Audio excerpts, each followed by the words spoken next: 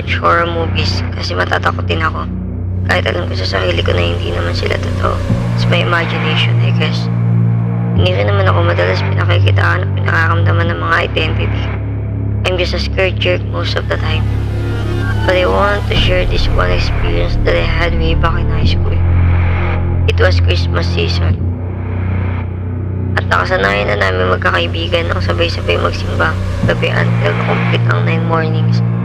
On the second morning, nainip ako sa paghihintay sa isa kong kaibigan na dapat susundo sa akin. Kaya nag-decide na akong umalis ng bahay para puntahan ang isa pa naming friend.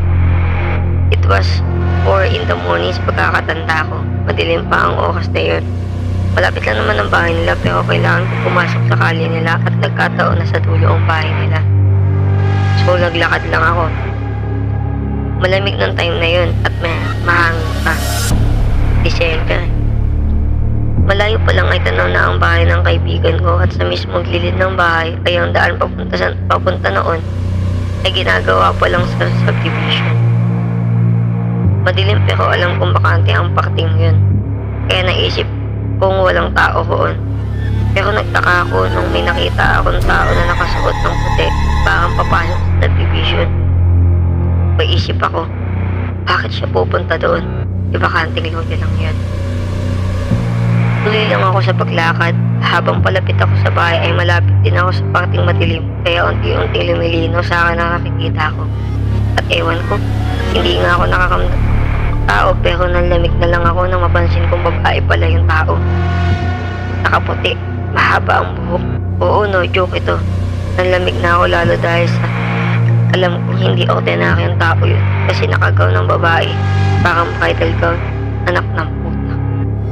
Sinong matinong tao ang lalabas ng ganoon kaaga at pupunta sa bakanting lote na ganoon ang suot? I stop, oo ang tanga ko nun. Tumigil pa talaga ako para lang pagmasdan siya at kinampo ko, hindi pala naglalakad. Nakatayo lang pala. Ay hindi, nakalutang. Noon na ako tumakbo papunta sa bahay ng friend ko at para ako baliw na pagkatok. I was calling my friend's name like crazy at nang pagbuksan ako ng mami niya, basta na lang ako pumasok sa loob. My friend's mom was bored kasi namumutla ako. Pawis na pawis at nanginginig. Lumapit sa akin ng friend ko noon ay nagbibihis pa lang. I told them what I saw while crying. Takot na takot ako noon. Hindi ko in-expect ang nangyari. Sanay naman kasi ko sa lugar na yun pero iba talaga ang nangyari that moment. My friend's mom told me to go home na lang. Inahatid na lang nila ako kasi hindi na ako maganda ang itsura ko noon. Putlang-punlakaw ako. Kaya hindi ko na kompleto ang simpang gabi noon. Nabanggit pa niya na may magpapakita nga sa lugar na yun. Iyon daw ang may-ari ng pinakalumang bahay na nagiba. Ang usap-usapan nadisgrasya yun at nagkaroon ng malagim na nangyari. Hindi ko inalam pa ang istorya dahil sa sobrang takot ko. At inisip ko na lang na mali yung nakita ko. Inisip ko na lang na hindi totoo yung nakita ko para mawala na rin sa isip ko. Hindi ko man inaasahan ang mga nakita ko pero labis ako natakot. At sa tingin ko naman, nakakalimutan ko yung bagay na yun. At alam ko lilipas ang araw.